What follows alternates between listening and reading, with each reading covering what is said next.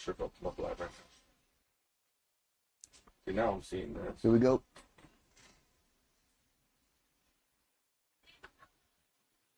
And it is on. We are live, all the way live. Fox 10 Talks, special edition of Fox 10 Talks on Friday. I want to thank Robbie Baker and Blake Neiman. Thanks for letting me crash the party. Of course. And if we're going to party, we're going to do it right? You brought the RV. We're rolling with easy, Richard, special edition, hockey style. We got, Jesus here with Sun City RV. Brad Gatz is here. Robert Bear here. Robert, we've got, I know it's a hockey, game, but I'll show it to the kids. Yeah, you go, show it. It's the roll with Richard. So if you come by and we play catch, please throw it back because I only paid for one. But we've got football, we've got snacks, we got all kinds of stuff. I got Whitney wings, so I'm going to eat some wings. You guys talk about this matchup. North Dakota, no pushovers here in town. ASU hockey starts 7 o'clock. We'll have a special show from 6:30 to 7. We're just getting started out here, man. Yeah, ASU hockey looking to get a big-time win here at home. They've already split with North Dakota, top 5 team in the country, number 4 in the country right now in the current rankings.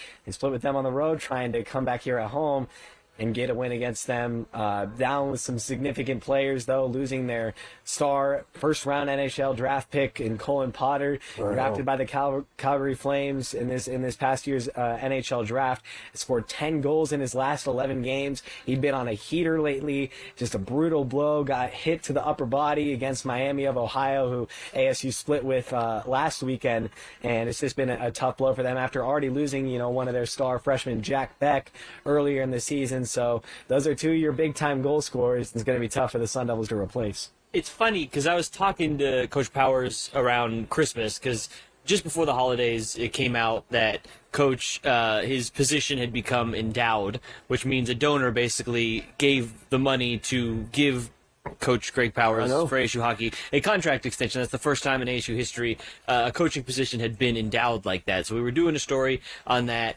and I asked him, this time last year ASU was pretty much in the same spot, around 500, and it was right at the turn of the new year. They went on a heater, won like 10 straight games, and made the push, made the run in the NCHC tournament to the I think they made it to the finals actually in Minnesota, and then just missed out on the NCAA tournament berth. And this year I said, do you feel like there's parallels to this year? And he kind of said, yeah, we're realizing how good we can be. The young guys are getting their legs under them. They had a good, strong showing in the first couple series at the turn of the new year. And then, Blake, you hit it. The injury bug just bit him. And it's hard when you lose your arguably one of your top players, maybe your top player in Jack Beck, and then losing your first-round draft pick in Colin Potter and basically back-to-back weeks. That is very hard to overcome. The bright side for ASU is they get this game here at the Mullet. If you have not been here yet, it is an elite hockey atmosphere. College, NHL, it is an incredible atmosphere. It will be packed. It is always sold out. The student section is always sold out. It is always loud. They could be an X factor in this game. I was here at the Penn State games, and Penn State with Gavin McKenna, the presumptive number 1 overall pick next year's NHL draft. They started the season against Penn State, ASU did.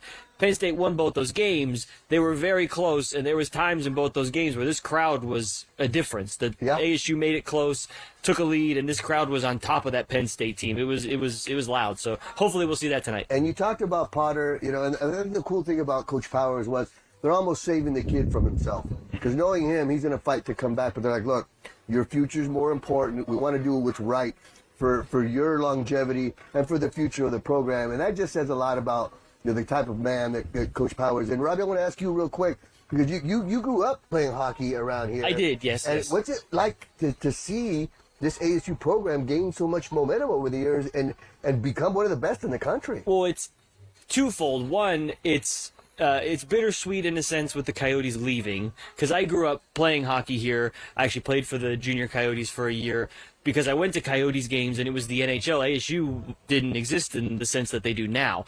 So ASU has kind of filled that kind of void of NHL hockey here in the Valley, and they have just taken off. when I was at ASU, I started broadcasting the ASU hockey games. That was like the first thing I did when I was a freshman at ASU. crazy. We started the Walter Cronkite Hockey Broadcasting Organization. The name was terrible. The WCHBO, even the acronym was I bad. was gonna say, I didn't even think it was so long.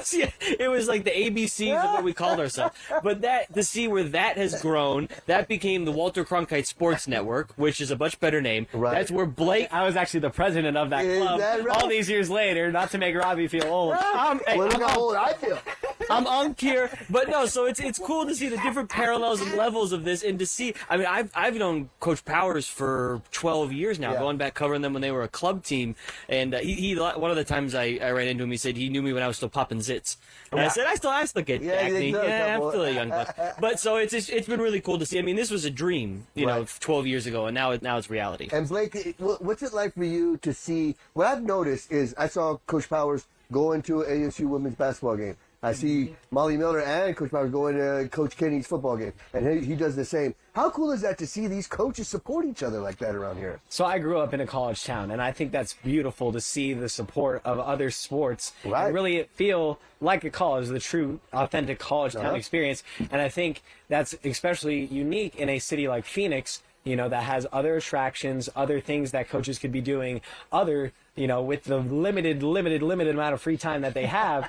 They choose to use it to go to support the other programs, which I think is very admirable of them. You know, Molly Miller coming to all the different events. Greg Powers, you see him out and about. Kenny Dillingham is all out and about supporting the different programs. I think it's really cool to see, you know, just the love and connectivity as an athletic department. I think that starts up top with Graham Rossini. And you mic'd up Molly Miller. She was great. Same with Greg Powers. Yeah, mic'd up Greg Powers too. I will say Molly Miller, I think it's pretty hard to top that level of I know. She is going all the time, and if you haven't seen that segment, I think you can find it on the ASU YouTube channel. But Molly Miller, like, she's got a tough side to her. She will definitely get on her players, get the most out of them, and hence why the ASU women's basketball team has had a really successful start to the season and have really done well. But Greg Powers, he's going to get the best out of his players too. What I noticed with Greg Powers that you guys will see in the mic'd up segment later on in our pregame show tonight is Greg Powers always tries to come up to each individual player that he's coaching. He's encouraging some of the players this week, giving them advice, be like, hey, we need you to step up this week with being down Potsy, and we need this out of you, and I believe in you. And I think that coach to player personal interaction and really showing that care level for each individual is really something that Kenny Dillingham has done well, and I think Greg Powers has also instilled in his program. And that's something you kind of touched on. We're going to have a special show from 6:30 to 7 on Fox 10, so make sure to tune in to that. We got Robert Barrett here in the chat. If you guys have any questions or comments, let us know. And Robbie, just tell us about, you got to actually get on the ice, and you brought your skates out there. What reaction did you get when you, I was impressed. I'm on rollerblades, you know what I mean? And I'm still struggling. And then I saw you on the ice, and you look like a natural out there to me. We're going to show that tonight, by the way. Yeah, that'll be in the pregame show starting at 6:30. This is also, it's worth noting, it's alumni weekend for ASU, so they got a bunch of alumni back in town. I'm not one of those, as you alluded to, even though I was on the ice. But no, it was fun. Ty Nash playing for ASU this year. The name may sound familiar because he is the son of Tyson Nash, the former Coyotes player and broadcaster. So, yeah, we had some fun. Got on the ice with him preseason while they were getting ready for this season to kick off. So this was back in August or so. But it was the first time I think I'd skated in probably 6 or 7 years. It had been a while. My skates, I had to ask the equipment guy to make. 6, 7. I did it. No! I did it by You accident. teed it up for Blake. It was like a natural. You see that? Blake just started doing it 6'7", 6'7". It was like a dog. That is hilarious. Blake went into robot mode. He was on 6'7". It's funny because he started doing that, and with the way we, with TV, I was like, is he rapping? Yeah, I know. Are we out of time on this 30 minute I stream thought already? whatever. I'm like, oh no, the 6'7". It took a while. Blake's always one step ahead of us. You see, he's too hip for us. We can't keep up with this guy.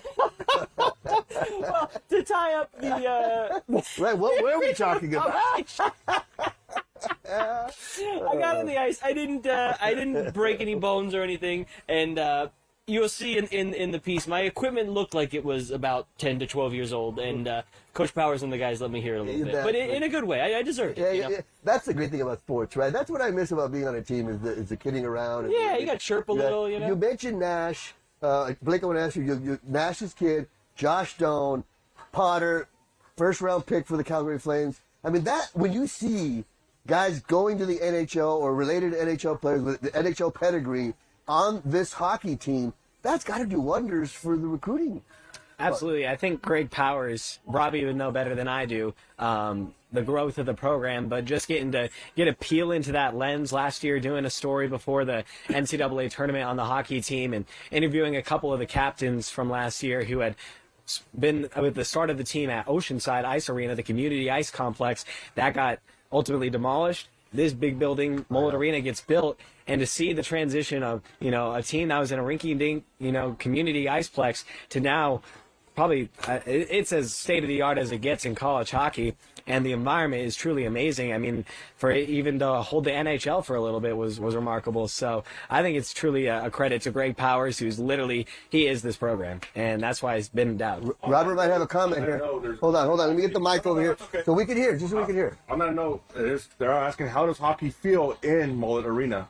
Yeah, good question. How does hockey feel in Mullet Arena? Hockey is absolutely electrifying in Mullet Arena. If you have not been out to a game, I cannot recommend it more. And that's not even just like trying to market it. Like, it's truly amazing. It is like the student section is knowledgeable. Like you were talking about the student section, like they know the goalie's name, like they will do chants at the goalie, at the opposing goalie, like they are into it. The crowd is super into it.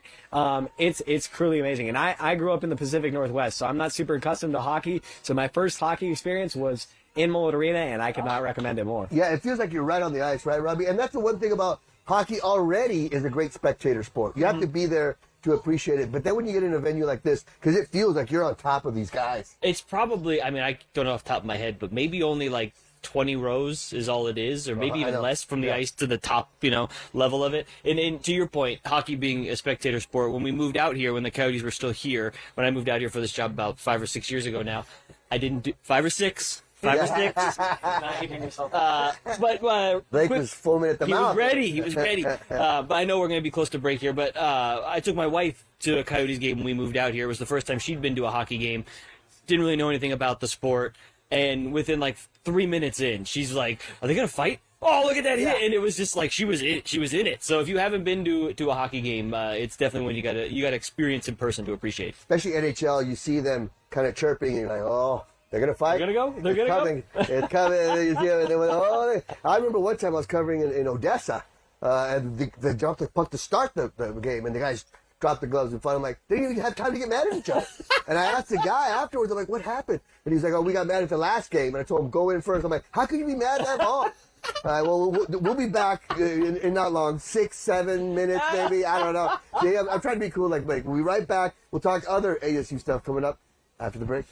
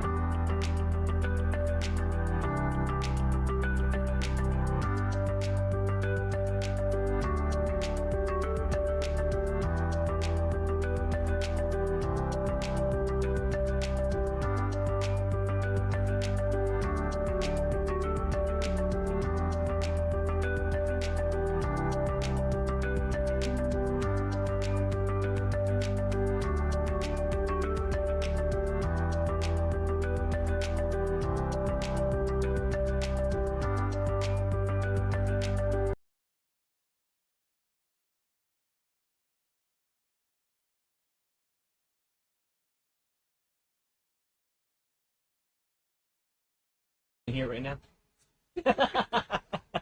And we are back. It's the second segment of Fox 10 Talk Sports. Again, thanks for letting me crash the party. It's the Roll with Richard Hockey Edition. Shout out to Robert David Baker, watching on a Disney cruise in the Bahamas. Your dad? Yeah, my dad's. We're global. The show's gone global.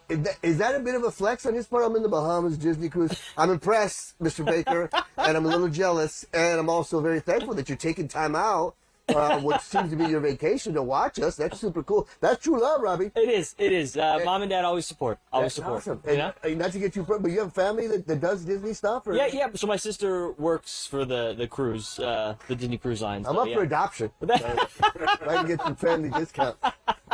Yeah, no, it's we're very proud of Molly. My sister, she's getting married in Orlando in a month. He's so, a lucky guy. Yes, this is a busy time for the Baker family. Yeah, busy time for the Sun Devil Nation. Blake, we've got, it just came out a couple days ago, the ASU football schedule.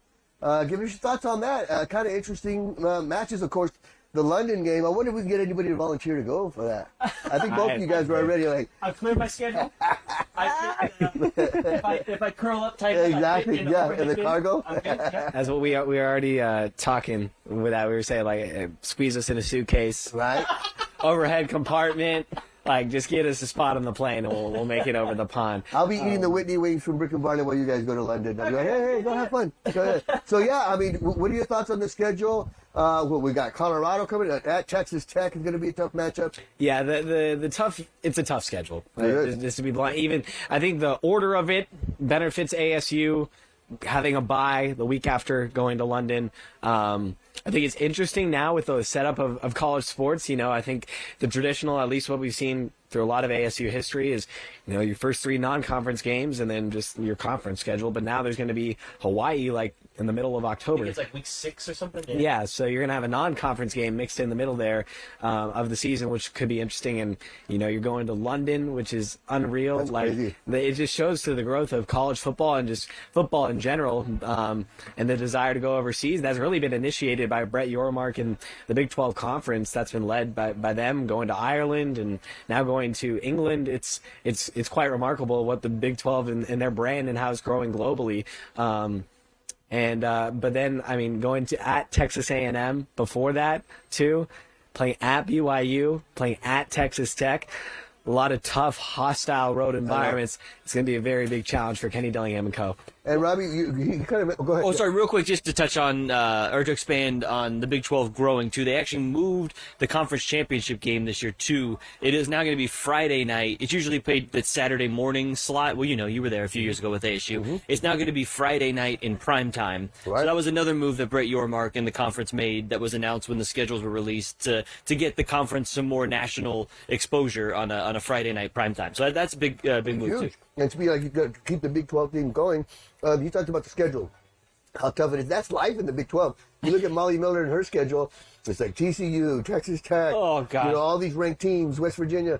And then you look at Bobby Hurley, also in the Big 12. I'm failing. Oh, boy. I mean, that seemed like he seemed defeated after that game. It's interesting because, Bobby's been here this is year 11. And there have been obviously highs and lows of any coach who's been somewhere for as long as Bobby has. That'll happen. The last post-COVID, post-2020, it has been tough for Bobby. And whether it's the changes in college basketball, of college sports with NIL, obviously the move to the Big 12 hasn't done him many favors just because of how tough. I mean, you talk about a gauntlet. 5 of the top teams in the country right now are in the Big 12. Mm-hmm. It is just every week it is BYU or Texas Tech or Arizona still undefeated or Kansas or it is Iowa State. But after that West Virginia loss, this was the first time we've seen Bobby he gets mad, he gets feisty. Yeah. That's Bobby Hurley. This was the first time he just kind of seemed, it was the fact that he was so measured delivering it. Almost made it hit more. What do you think? My voice doesn't matter. You can't hear me. I can't. Let me get a napkin. I think Robert has a comment. Oh yes. Robert, do you have a comment over there? What do you got? Question, comments, concerns. They want your prediction for ASU's football overall record. Oh, nice. And then we have a second comment from somebody named Megan Plain. Megan Champagne Plain. Y'all better save me some wings. Yeah. Oh, wings. Okay. Well, that's Megan wants some Whitney wings. I was gonna say that's a Richard thing. I dove I got into you, the Megan. quesadilla. I got you, Megan. Overall predictions record. Yeah. Well, yeah. So before we. the schedule, but Yeah, while Blake pulls up the schedule, I'll just tie. It is worth noting that this is the last year of Bobby Hurley's contract, so Correct. we kind of had a sense that this was probably going to be the last year, anyways, barring something miraculous happening. But yeah, that was a tough. If you're an ASU fan, that was a tough listen. Just him saying he failed, and the example he gave where they basically called a timeout before half, and he told the guys, all five of you on the floor have a foul to give. We need to take a foul here. Don't let them get to the bucket, and no one did it, and West Virginia scored right before half to make it. I think it was a 5-point lead at the time, and Bobby basically afterwards just saying they don't listen to me anymore. I was like, oh, buddy, And I'm not trying to make Megan jealous, but these wings are delicious. they do smell good. Yeah. So Okay. good. So good, Megan. Just off the top of my head, the road and home, the home games for ASU sold out all their home games last year. All right, let's go to week one. What'd you say? Win, loss, win, loss. Go. Okay, here we go. week 1, Morgan State. I think That's a Hammer. that's a collective win.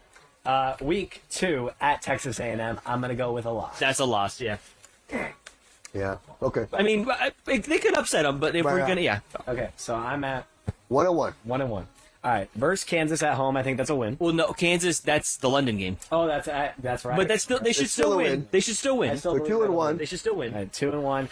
At home versus Baylor. They got DJ Lagway now, though. I know. But that's also coming off the London game and a bye. So that And could help them ASU too. doesn't lose at home. I'm going 3-1. I think the Devils 3-1. 3-1. Versus Hawaii.